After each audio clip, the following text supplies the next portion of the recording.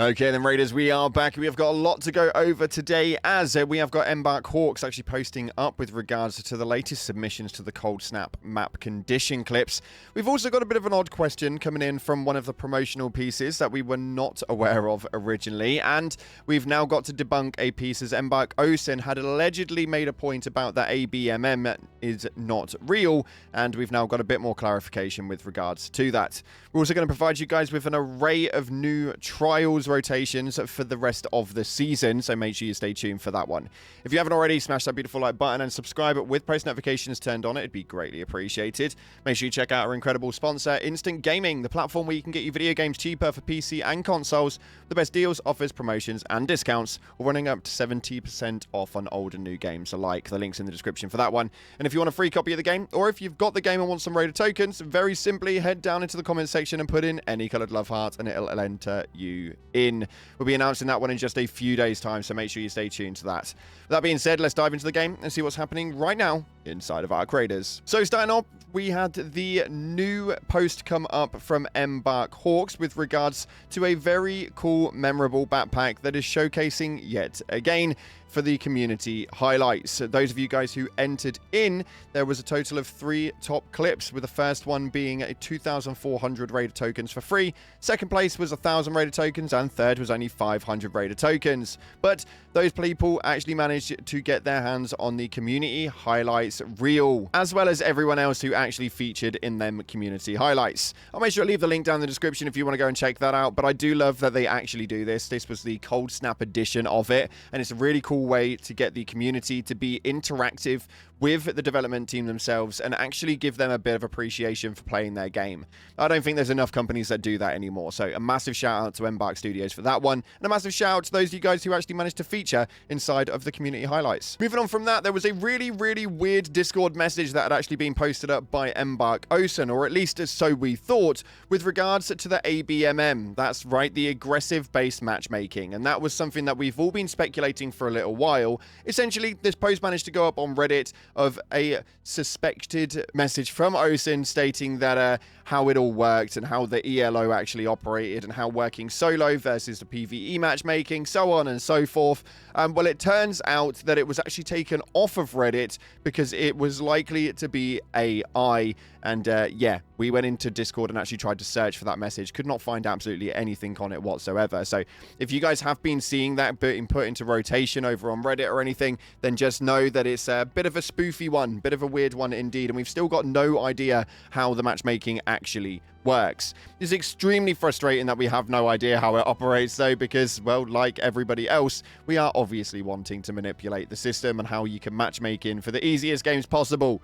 And maybe that's why they're not telling us. Moving in from that, we had a really weird one actually. We were taking a look at the promo arts on the Arc Raiders promotionals, and we could see quite a few things. The first one here was obviously for Celeste, the second one was for Lance, and then the third one, we have no idea who this guy is and where this poncho even came from. So we thought that we'd put it through ChatGPT and see what it is that they actually came up with. Now apparently, according to ChatGPT, so take it with a pinch of salt, the image shows a character or raider from Arc Raiders itself, but they aren't a named story character. Instead, they represent one of the customizable player classes or avatars that you can play inside of the game.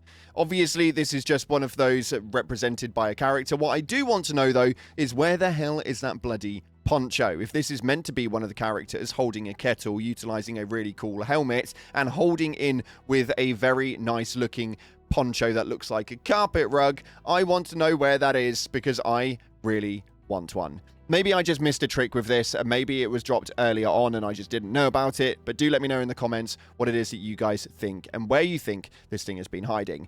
Moving on from that though, we've got to take a look over the rest of this season, because somebody has actually managed to get all of the planned trials for the rest of the season. It's absolutely hilarious that people are actually able to find this. You can check it yourself by changing the date on the PC, so he's not duping anybody. You can just obviously go ahead and see what these are. Now, they are obviously all subject to change. Once these all come out, you never know, Embark may switch it up to throw your scent just a little bit so you can't prepare for it. But we can see right here that on January the 5th to January 11th, we've got a very interesting one of throwing snowballs at the bastions.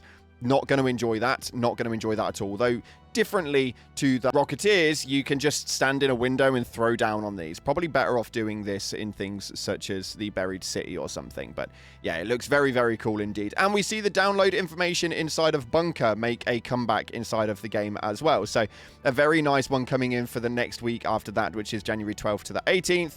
We then obviously have the rest of them. I'm not going to dive too much in because there are only a couple that I want to draw your attention to, which is this one right here, which is the Deliver Thermal Rock for the Toxic Swamp condition. Now, that one is actually applicable from January 19th, which tells me that the Toxic Swamp is obviously going to be active from that day. Hopefully, it's active before that, but it's not likely that they'll have it active before you can actually go in and do things like this. So, the Toxic Swamp is likely to be activated around January 19th, and then we've obviously got some more attached to it, like keeping the air purifiers powered on during the Toxic Swamp clean air. There are some very cool things inside of this, man, and I'm really, really intrigued as to knowing exactly how this all operates, as they are going to be in the rotation for a good few weeks, all the way up until February 22nd, which is the end of season.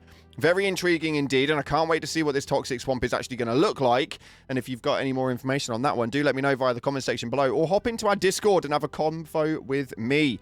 We can get the info on that one together. Moving on from that, though, it appears that some of your sources are now becoming a little bit tainted, so please be careful what it is you're actually signing up for. I'm going to blur out the names, but there is essentially some people now pushing certain websites that are essentially purchasable Arc Raiders items and blueprints and coins and stuff like that. These will get you in trouble 110% because they are completely against the terms of service as showcased here by the Speranza Intel. So if you want to go ahead and follow some of these pages, feel free to. Just be careful what links you're clicking on and be careful what it is that you're doing with your account, because you really could mess it up, as while dropping items in others' games may be possible, trading for any sort of value, whether it's real money or otherwise, and account sales are prohibited under the terms of service by Embark. So please do be careful with that one. Please, please, please. And finally, we need to take a look at the top comments from the previous video where we went over the 5 biggest changes coming in for 2026.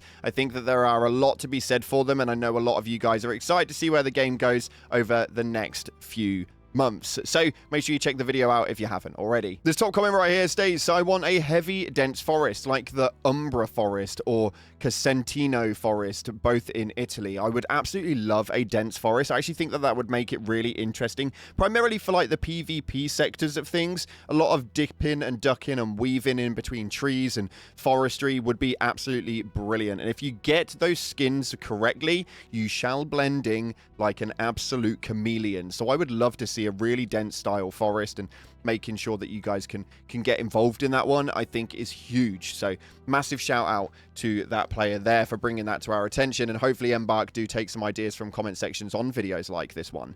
This next one states right here, the friendly aspect of Arc Raiders is literally what makes it different from every other game out there. Now, this is obviously where a lot of extraction shooters coming forward into the midst over the next year are probably going to get this wrong. I think that Arc Raiders just got very, very lucky with the players that were actually playing it, and it made it popular, and then obviously a lot of toxicity came in after that when it became popular. I think games like Marathon do seem to think that turning on their proximity chat is going to make a massive difference for their title. It's just dependent on who it is that their target audience is. I think the Arc Raiders just got lucky and they were in the right place at the right time with the right game. I don't think it really stretches any further than that. And this next one after that states, I just want to customize my button layout in game. Now, that is extremely intriguing, and there are a lot of things that you can do to bypass it, but they involve like buying specific controllers, which you can map yourself and so on and so forth. But it would be really helpful if you guys could actually get that one issued. A lot of people play in a lot of different methods, whether you're playing claw grip or original standard. There's a lot of different ways of being able to play the game, and I would think that remapping is a pretty bog standard request for things like this, especially in the competitive style of what PvP can genuinely bring. Nonetheless, unfortunately, that's all we've got time for today. Thank you so much for all of your comments on the previous video. If you want to feature in the next one, simply head down to the comment section and put something relevant. The top comments will feature in the next video coming up in a few days' time. Thanks again for watching. If you haven't already, like, subscribe, appreciate your faces, and as always, I'll see you in the clouds.